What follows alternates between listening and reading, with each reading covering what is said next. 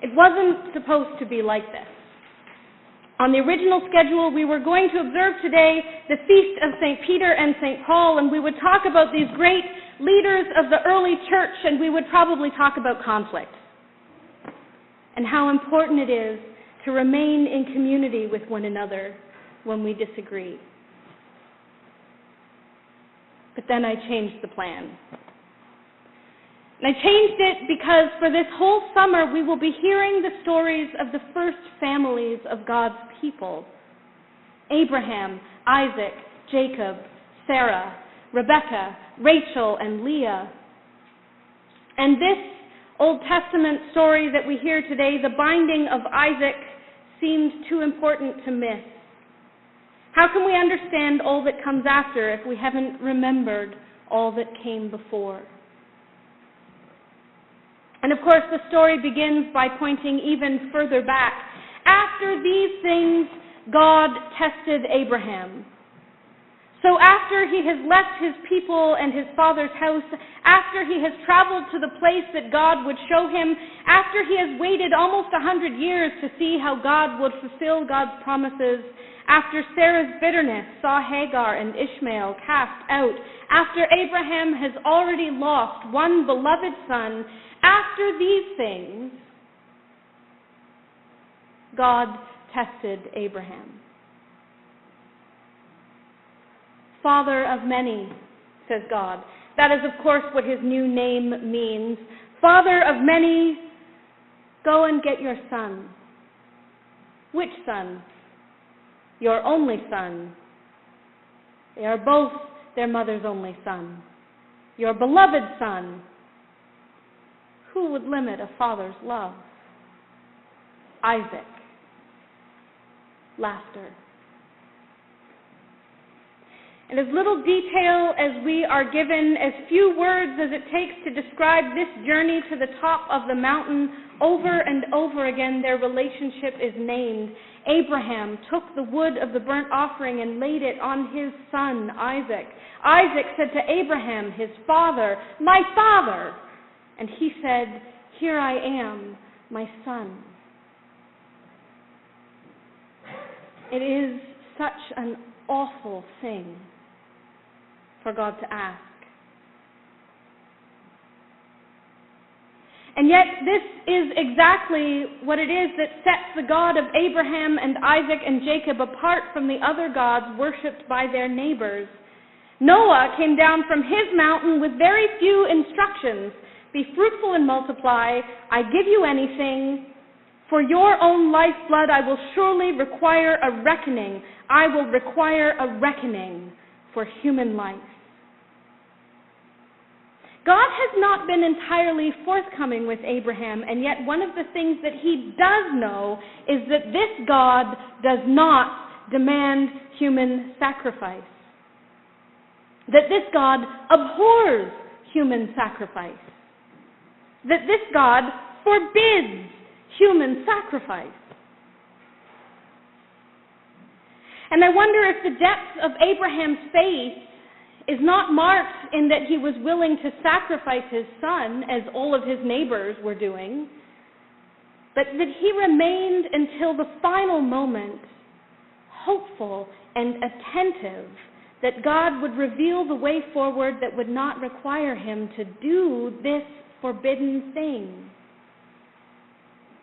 His hand was stayed because he was still listening for the voice of the angel, for God to show him a way out of this terrible situation. This place, Moriah, is only mentioned by name one other time in the scriptures. It is the place where Solomon builds his temple. And so this sacrifice that Abraham almost makes, and the sacrifice that Abraham does make of the ram that God provides, these become the foundation of every sacrifice that is made in that temple. Every act of worship and adoration, every plea for forgiveness and mercy, every appeal to God's great affection for God's people is founded on this, that God himself provided the sacrifice. This is why we could not pass over this story. Because here is a vital part of the relationship between God and God's people. God will provide the sacrifice. And at least two things follow from this. I'm going to keep it to two things because it's a hot day. First is that nothing we are asked to give up was our own to begin with. We say it or we sing it week after week. All things come of thee, O Lord, and of thine own have we given thee. But to say that God gave Isaac, and so God can expect Abraham at any moment to willingly give him back, is a disservice. It's to reduce Isaac to a possession, a tool for Abraham to use in the furthering of his own goals. It's not what our children are. Mostly.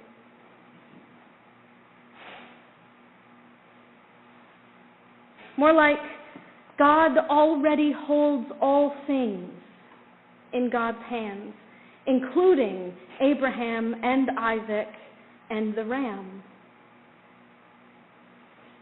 Abraham calls Isaac my son, and this story calls us to remember that nothing is mine.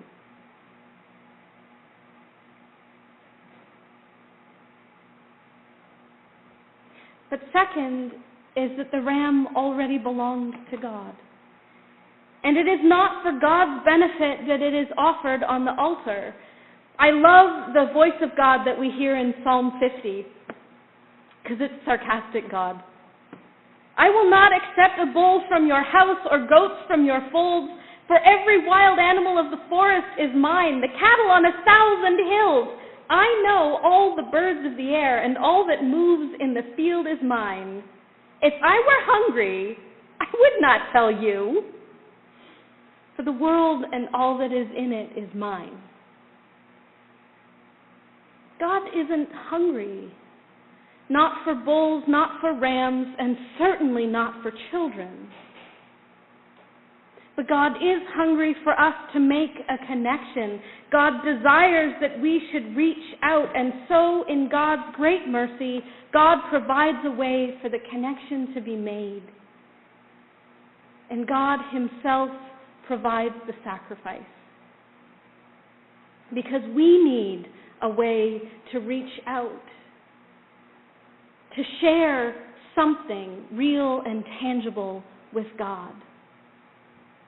A ram, a goat, a way of connecting.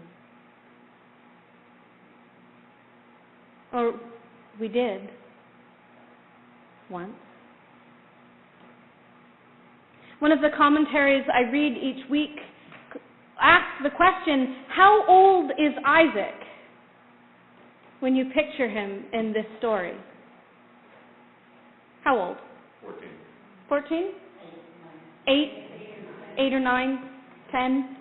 Old enough to carry the wood by himself, young enough to follow his father with unquestioning obedience. But there are no language markers in the text that actually indicate his age. There are no time markers in the text that suggest how long this was after Isaac's birth or after Ishmael's banishment. There is nothing in the text itself that tells us how old he is.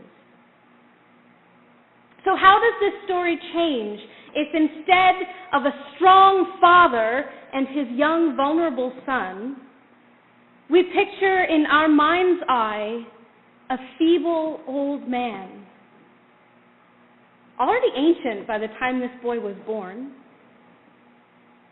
and a strong young man in his prime? How does the story change if we imagine that Isaac is 22? How does the story change if he follows his father not because he is an unquestioningly obedient child, but because he too is faithful? Because he too is willing to give everything to the God of his fathers. If Isaac is the stronger of the two men on this mountain, then he consents to all of this out of love for his Father and his Father's God. He was led like a lamb to the slaughter, and as a sheep before its shearers is silent, so he did not open his mouth. Of course, we cannot read about the binding of Isaac without remembering another beloved son, another sacrifice. But this time the father's hand was not stayed, and this time there was no ram caught in the thicket.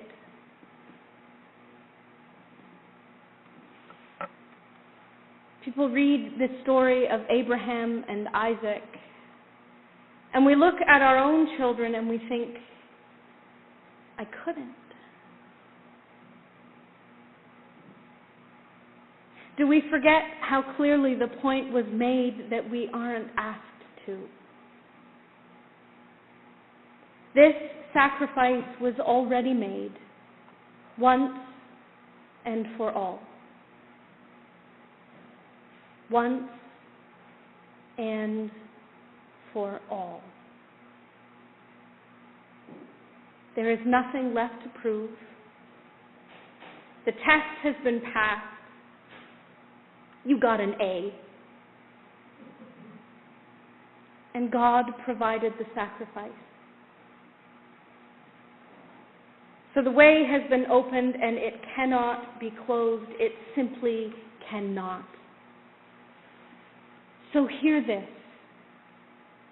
There is no action on your part that can undo what God has done in the life and death and resurrection of Jesus, his Son. There is no wrong that is greater than God's capacity for grace. There is no sin that is not utterly dwarfed by the immensity of God's forgiveness.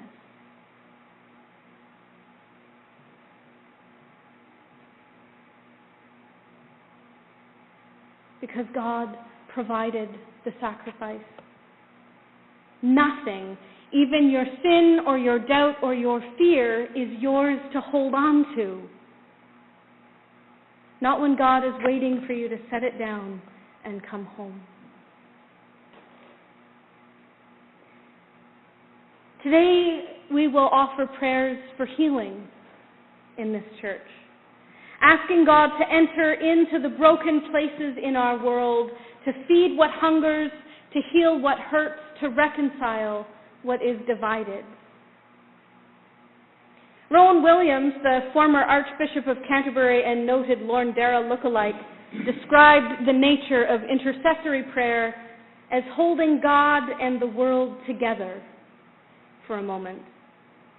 A deep and profound statement of faith that God and the world belong together. To pray for healing, for peace, for justice, especially when these seem most out of reach, is, he says, planting the flag in the remotest and bleakest places, saying of this or that situation, Lord, I know not even this can defeat you or send you away. Intercession doesn't and mustn't shrink to a utilitarian thing, filling in a sort of spiritual form and waiting for a simple answer, yes or no. We do it because our faith absolutely demands this holding together operation. And so we do it even when we can't see what imaginable hope there might be. When we have no idea at all what might happen or how exactly things might get better, no idea even what we can do about a situation, it is a cry of naked faith. In some inconceivable way, God is here too.